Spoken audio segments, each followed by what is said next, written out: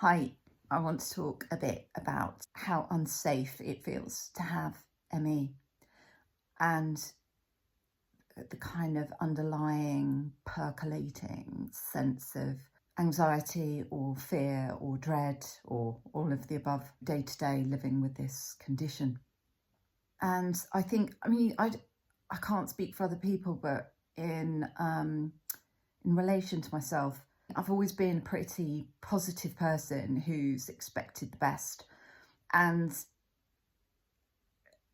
it's a real battle with this condition because you can't expect the best anymore. And hope can sometimes actually feel like a bit of an enemy, because life, when it comes to energy, at least, and you live with ME, it's not kind. So hope is rarely borne out. I still, 7 and a bit years on, find myself hoping that the next day, I might be better. And it's rarely the case. Occasionally it is, though, and that keeps that hope alive. But anyway, so living with this, I'm trying to, part of my own journey is try to understand and get in touch with my own fears and feeling of dread that I think underpins quite a lot of living with this. And that dread and that fear and that anxiety, it comes from never knowing if you're going to have the energy to cope with life and the challenges that it sends your way. And I talk about this bit in my video on what it feels like to have ME, CFS. And I think I also kind of touch on it in a slightly different way in my pacing video, and the almost impossibility of pacing. I just think it's massive. It's massive. Not knowing hour to hour, day to day, whether or not one is going to have the energy in order to do the things that one needs to do in life. So this sense of unease percolates under everything all the time, unless one is having kind of that good morning or that good day, or when one is really lucky, that good week or two. And I think with that, that's kind of compounded by the fact that sometimes I don't have the energy to be happy. I think there's lots of reasons why people with ME might very legitimately because of their context, need to turn to medical interventions to help them with their mood. What drives me nuts, though, nuts, is the doctors who think that depression and anxiety are the cause of ME. And to them, I just want to do that. I'm sorry, but really, really sorry. But it really makes me cross. To put it in polite terms, more polite than my finger gesture. But I think as well, there have been times, certainly in my own experience, where I have not had the energy to be happy or hopeful. So there have been moments where I have, it's thankfully quite rare, but sunk into bad, hopeless place, which my first video, which I have uploaded, indicates. And I think part of that, is simply, given that mitochondrial dysfunction is a system-wide problem, well, it makes sense that it's system-wide and incorporates, one's mood and one's capacity to have the energy to be happy and hopeful. So there are times that gets severely knocked.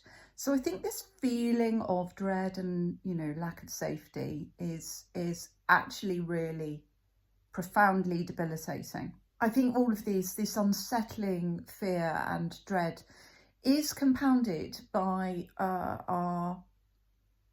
the way that doctors, the medical profession treats us. Because what happens when, in the best case scenario, a doctor who does believe you but doesn't know how to help, is sympathetic but has nothing to offer you. So that makes you realise just how alone you are. Then, that's worsened when a doctor doesn't believe you or is, struggles with their own human response, which is, oh, I can't help this person. I don't know anything about this. I'm not sure it's even real. I want to get them out of my office as fast as possible. Let's chuck some antidepressants at them.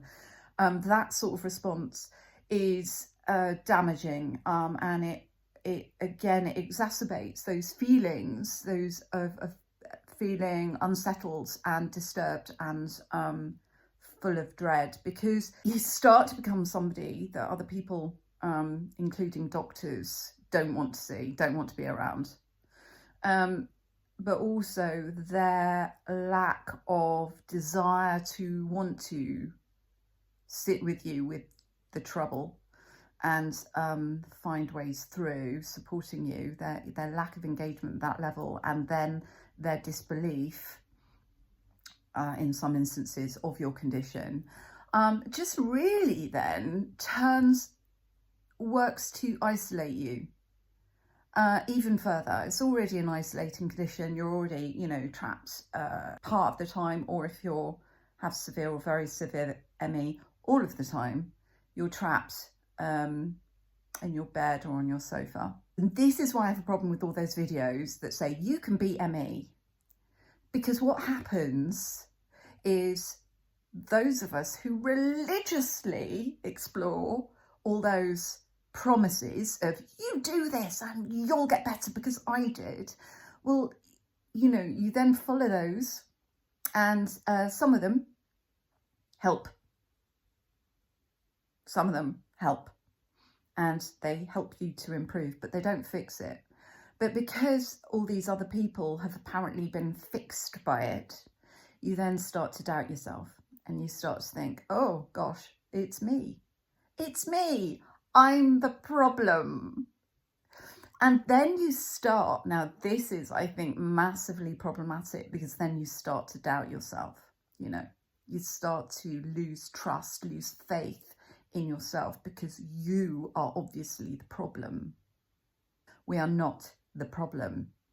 This is a physiological disease. And people who promise that you will get better if you do X, Y, Z, when the cause of the disease, of the condition, is not known, that's profoundly problematic in my view. Profoundly problematic and damaging to a lot of people, which is why I have such an issue with it. And I think with that, with those doubts about yourself, that you're the problem, or else you're not as special as other people, is you stop being a refuge to yourself. You stop being your own best friends and advocates, and you start to become the enemy to yourself. And yeah, that's all sorts of problematic in my view.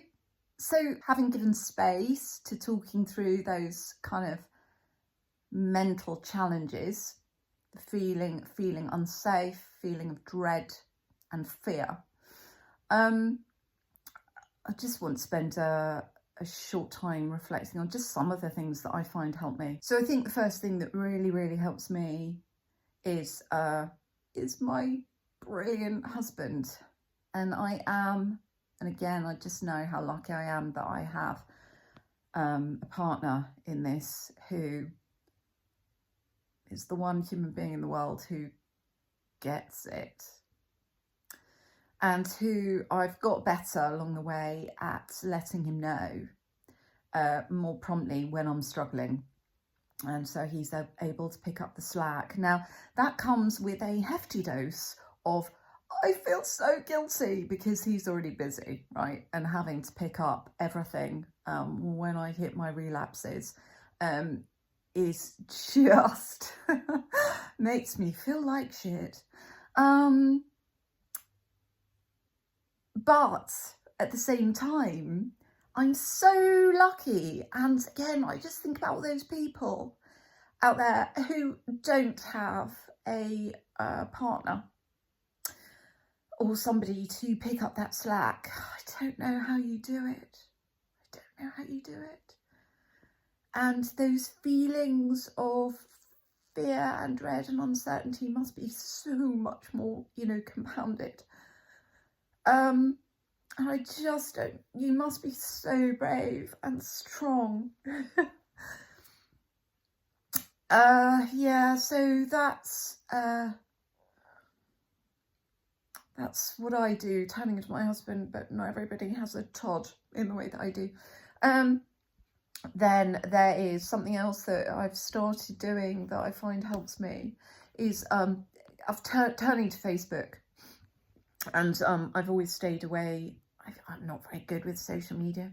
I don't really like it for all sorts of things. I don't like it, but it can also be glorious at its best. And so on some of these Facebook groups for ME/CFS, there's just incredible support available there, and an immediate sense when I go onto those Facebook groups of realising just how many of us there are. There are so many of us around the world struggling, but we're all there. Those of us on Facebook and these groups, they're supporting each other, and that feels fantastic. So that gives a sense of community, even though one loses one's physical, community of friends and family to a significant degree. At the same time, one can get a sense, very supportive, generous sense of community via these online groups. And I think then also quite often conversation feels too much. Like it's both energizing, right? Conversations with people you love and like are energizing, but they can also be incredibly tiring. And it's weird, isn't it? It's weird how activities can simultaneously kind of energize you in certain ways, can make you feel, happier, but at the same time make you need to lie down in a dark room. And this is what I mean about, my title, 50 Shades of Tired. There are so many different shades of energy and tiredness, and that you can feel simultaneously with this condition in a way that I think, people without ME/CFS or long COVID find very difficult to grasp. Levels of energy and, energy levels and tiredness are much more, generally speaking, less paradoxical and nuanced. But so conversations are really, really important, and community is so important for us, those of us with ME/CFS, given how isolated and lonely so many of us are, at least some of the time, if not all the time. And voice notes are just been brilliant. So if I have scheduled in a conversation, right, with a mate, and I find on the day that I'm not up to it, it's not a good day, instead of that massive feeling of, dread, which comes with then this torturous kind of decision making, which is, do I make the call? Do I make the call, or do I let my friend down again and make, her feel like I don't care about her, or because she doesn't fully understand, so she will take it personally. All of that torturous sort of thinking is instead, I'm still not brilliant at this, but I've started and it is helping. Instead, I send a voice note, and I let them know, and they can hear it in my voice, that I'm there, I care, I'm thinking of them. I just can't do the conversation that day. And then they send a voice note back and I get to listen to it when I've got energy for it. And I get to hear that they care. And I get to hear maybe their, their news and the rest of it. So that's been, technology can be amazing, glorious, and just alleviate those feelings, of dread. And also, I suppose bring in a bit of a safety net when it comes to thinking about friends and friendships and the fear that comes with losing, friends, or the friendships being strained because of this condition. Anyway, that's it really. That's what I've got to share.